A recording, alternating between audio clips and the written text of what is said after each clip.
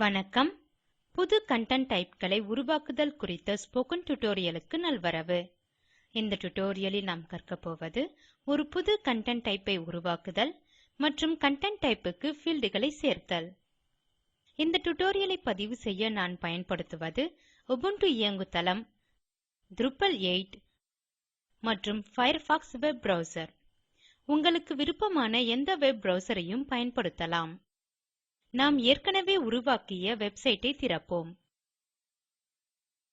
இப்போது built-in content டைப்கள் பற்றியும் சில கஸ்டம் கண்டென்ட் டைப்களை உருவாக்கவும் கற்போம்.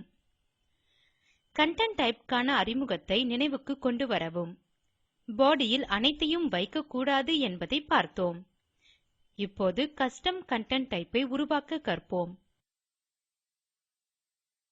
உலகத்தில் நடக்கும் அனைத்து Drupal நிகழ்ச்சிகளையும் காட்டும்படியான ஒரு ஈவென்ட்ஸ் கண்டென்ட் டைப்பை உருவாக்குவோம். முதலில் இந்த கண்டென்ட் டைப்புக்கு நாம் பயன்படுத்தப் போகும் ஃபீல்டுகளை ஒரு பேப்பரில் வடிவமைப்போம். Drupalல் ஒரு கண்டென்ட் டைப்பை உருவாக்கும் முன் இவ்வாறு செய்வது ஒரு நல்ல பழக்கம். ஃபீல்ட் நேம், ஃபீல்ட் டைப் மற்றும் பர்ப்போஸ் என்ற காலம்களை கொண்ட ஒரு டேபிளை உருவாக்கவும். அனைத்து Drupal நோடிலும் முன்னிருப்பாக டைட்டில் மற்றும் பாடி ஃபீல்டுகள் இருக்கும். ஈவென்ட் நேம் ஐ தனித்து காண அதற்கு டைட்டில் ஃபீல்ட் ஐ பயன்படுத்தலாம். நிகழ்ச்சி பற்றிய விளக்கம் கொடுக்க ஈவென்ட் டிஸ்கிரிப்ஷன் க்கு பாடி ஃபீல்ட் ஐ பயன்படுத்தலாம். அந்த நிகழ்ச்சிக்கு லோகோவை காட்ட ஈவென்ட் லோகோவுக்கு இமேஜ் ஐ பயன்படுத்தலாம். நிகழ்ச்சியின் ஆரம்ப மற்றும் முடிவு தேதிகளை காட்ட டேட் டைப் ல் ஒரு ஈவென்ட் டேட் தேவை. நிகழ்ச்சிக்கு ஒரு ஈவென்ட் வெப்சைட் இருக்கலாம். அது ஒரு URL லிங்க். இந்த 5 ஃபீல்டுகளை மட்டும் இப்போது காண்போம். பின்வரும் டியூட்டோரியலில் இந்த ஃபீல்டுகளை சேர்க்க காண்போம். ஒவ்வொரு நிகழ்ச்சியும் ஒரு யூசர் குரூப் ஆல் வழங்கப்படும்.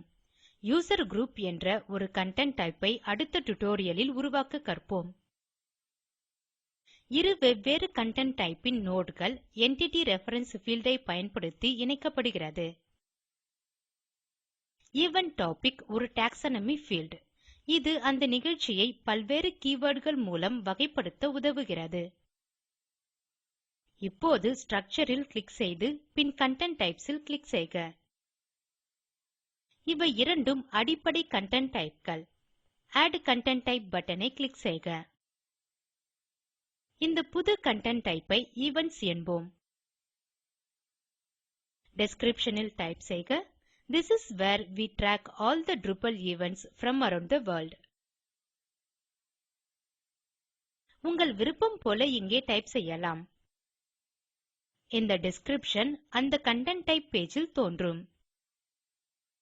Drupal இதற்கு ஒரு மிஷன் நேம் கொடுப்பதையும் காணலாம். இங்கே அது ஈவென்ட்ஸ்.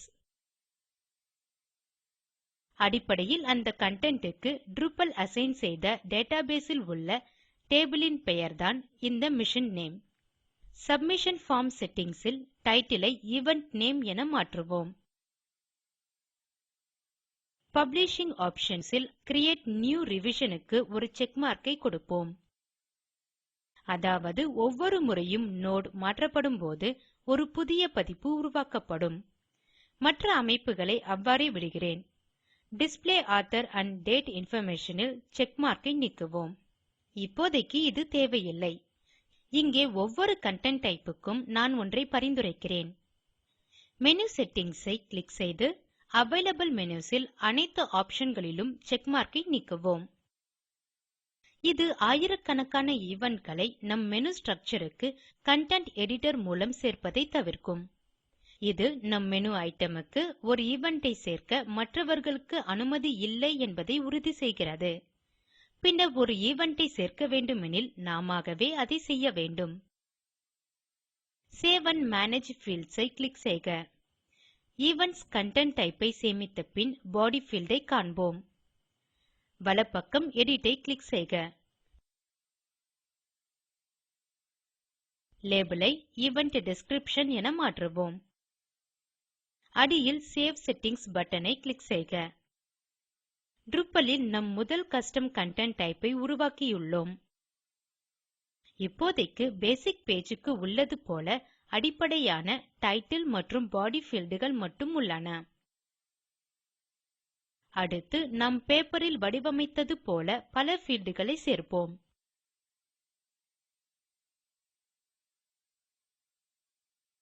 மேலே ஆட் ஃபீல்ட் பட்டன் ஐ கிளிக் செய்க. Select a field type drop down ல் இமேஜ் ஐ தேர்ந்தெடுக்கவும். லேபல் ஃபீல்ட் ல் டைப் செய்க event logo. Save and continue ஐ கிளிக் செய்க. நமக்கு தேவை எனில் இங்கே சூஸ் பைல் பட்டன் மூலம் ஒரு டிஃபால்ட் இமேஜ் ஐ அப்லோட் செய்யலாம். தேவையெனில் டிஃபால்ட் ஆல்டர்னேட்டிவ் டெக்ஸ்ட் ஐயும் சேர்க்கலாம். எவென்ட் க்கும் ஒரே ஒரு லோகோ தான் அப்லோட் செய்ய வேண்டும் என்போம். சேவ் ஃபீல்ட் செட்டிங்ஸ் ல் கிளிக் செய்க. இப்போது எவென்ட் லோகோ ஃபீல்ட் க்கான அனைத்து செட்டிங் களையும் செய்ய வேண்டும். இவற்றில் பல இவை இருக்கும் இடம் மற்றும் ஃபீல்ட் டைப் ஐ பொறுத்தது. இங்கு நாம் கன்டென்ட் எடிட்டர்ஸ் க்கு சில டெக்ஸ்ட் ஐ சேர்க்கலாம். இந்த ரிக்வயர்ட் ஃபீல்ட் செக் பாக்ஸ் ல் குறியிடுவதன் மூலம் ஒரு எவென்ட் லோகோ ஐ சேர்த்த பின் தான் கன்டென்ட் ஐட்டம் அல்லது நோட் ஐ சேமிக்க முடியும் என்றபடி அமைக்கலாம். அனுமதிக்கப்படும் ஃபைல் எக்ஸ்டென்ஷன் களை இங்கு சேர்க்கலாம். இங்கு பிட்மேப் ஐ தவிர்ப்பது நல்லது. முன்னிருப்பாக ஃபைல் டைரக்டரி ல் ஒரு வருடம் மற்றும் மாதம் இருக்கும். தேவையெனில் இதை மாற்றிக்கொள்ளலாம். உதாரணமாக நீங்கள் இமேஜ்களுடன் பல கன்டென்ட் டைப் களை கொண்டிருக்கலாம். ஈவென்ட்ஸ் என்ற ஒரு பிரிஃபிக்ஸ் ஐயும் சேர்க்கலாம். எனவே ஈவென்ட்ஸ் கன்டென்ட் டைப் ன் இமேஜ்கள் ஒரே ஃபைல் டைரக்டரி ல் இருக்கும். உங்கள் விருப்பம் போல இதை நீங்கள் மாற்றலாம். ஆனால் இதை மீண்டும் சுலபமாக மாற்ற முடியாது என்பதால் இதில் கவனமாக இருக்கவும். மேக்ஸிமம் மற்றும் மினிமம் இமேஜ் ரெசல்யூஷன் ஐயும் ஒரு மேக்ஸிமம் அப்லோட் சைஸ் ஐயும் அமைக்கலாம். நன்கு யோசித்து பின் மாற்றங்களை செய்யவும். 2 அல்லது 3 மெகா பிக்சல் இமேஜ்களை அப்லோட் செய்கிறீர்கள் எனில் விசிவிக் எடிட்டர் மூலம் அதன் அளவை சில 100 பிக்சலுக்கு குறைக்கிறீர்கள். இருப்பினும் Drupal அந்த 2 மெகா பிக்சல் இமேஜ் ஐ தான் லோட் செய்யும். இது நல்லதல்ல. உதாரணமாக இந்த வெப்சைட் ஐ மொபைல் மூலம் மக்கள் பார்க்கிறார்கள் எனில் அவர்களுக்கு இந்த 2 மெகாபைட்ஸ் டேட்டா தேவையில்லாமல் டவுன்லோட் ஆகும். இமேஜ்களை அப்லோட் செய்வதற்கு முன் அவை சரியாக உள்ளதா என உறுதி செய்ய வேண்டும். அப்லோட் செய்யப்படும் இமேஜ் ன் அதிகபட்ச மற்றும் குறைந்தபட்ச அளவு என்னவாக இருக்க வேண்டும்? குறிப்பாக மினிமம் இமேஜ் ரெசல்யூஷன் மிக முக்கியமானது. நாம் காட்டும் இமேஜ் ன் அதிகபட்ச அளவை விட இந்த ஃபீல்ட் சிறியதாக இருக்கக்கூடாது.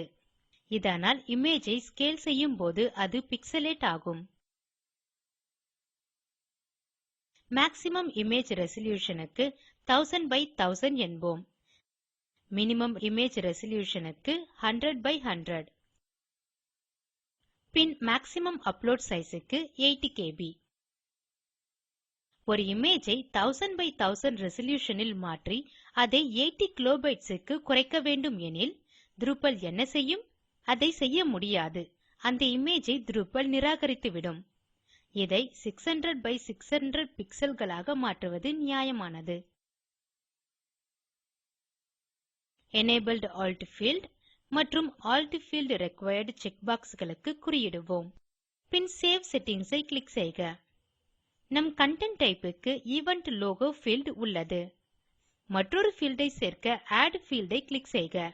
Add a new field drop down ல் லிங்க் ஐ தேர்ந்தெடுக்கவும்.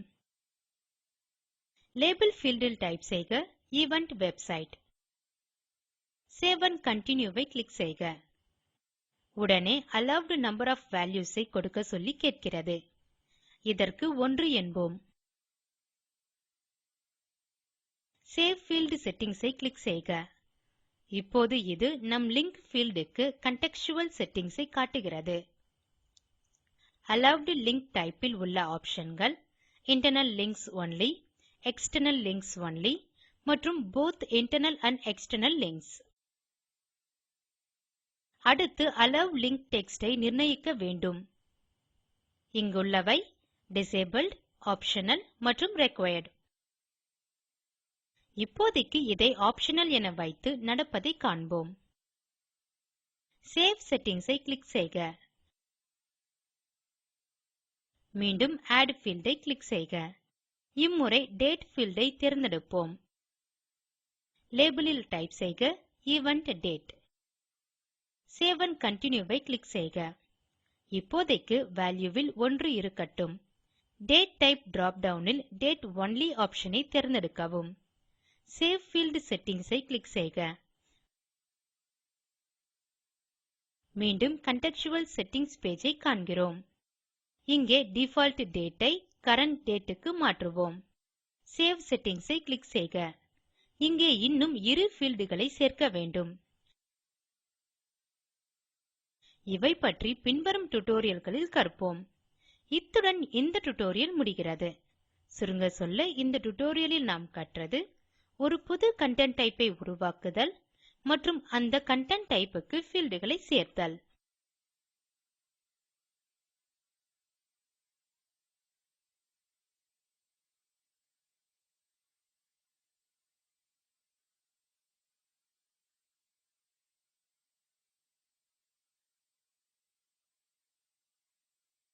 இந்த வீடியோ அக்வயா மற்றும் OS ட்ரெய்னிங் இல் இருந்து எடுக்கப்பட்டு ஸ்போக்கன் டியூட்டோரியல் திட்டம் ஐஐடி பாம்பேவால் மாற்றப்பட்டது. இந்த இணைப்பில் உள்ள வீடியோ ஸ்போக்கன் டியூட்டோரியல் திட்டத்தை சுருங்க சொல்கிறது. அதை தரவிறக்கி காணவும்.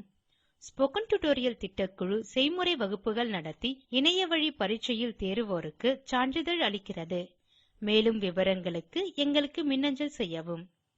ஸ்போக்கன் டியூட்டோரியல் திட்டத்திற்கு நிதியுதவி இந்திய அரசின் NMEICT மத்திய மனிதவள மேம்பாட்டு அமைச்சகம் மற்றும் NVLI மத்திய கலாச்சார அமைச்சகம்.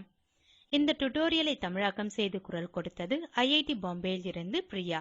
நன்றி.